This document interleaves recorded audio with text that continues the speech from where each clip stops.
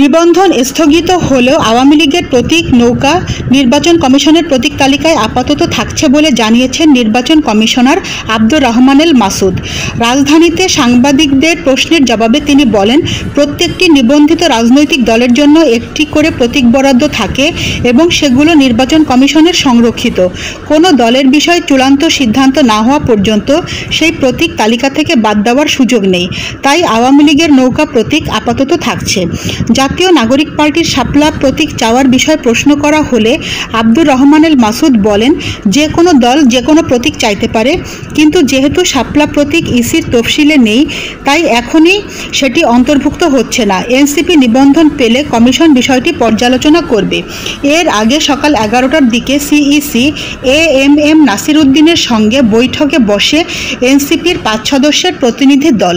এতে মুখ্য সমন্বয়ক নাসির উদ্দিন পাটোয়ারি, দক্ষিণাঞ্চলের মুখ্য সংগঠক হাসনাত আবদুল্লাহ, উত্তরাঞ্চলের সংগঠক সার্জিস আলম প্রমুখ উপস্থিত ছিলেন। বৈঠক শেষে এনসিপির যুগ্ম সদস্য সচিব জহিরুল ইসলাম মুসা বলেন, নিবন্ধন স্থগিত থাকা কোনো দলের প্রতীক তফসিলে থাকতে পারে না।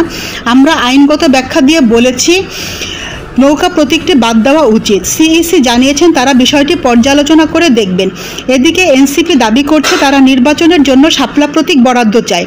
তবে কমিশনের ভাষ্য অনুযায়ী নতুন দল নিবন্ধিত না হলে বা প্রতীক তালিকায় না থাকলে এমন প্রতীক আপাতত সংযুক্ত করা যায় না।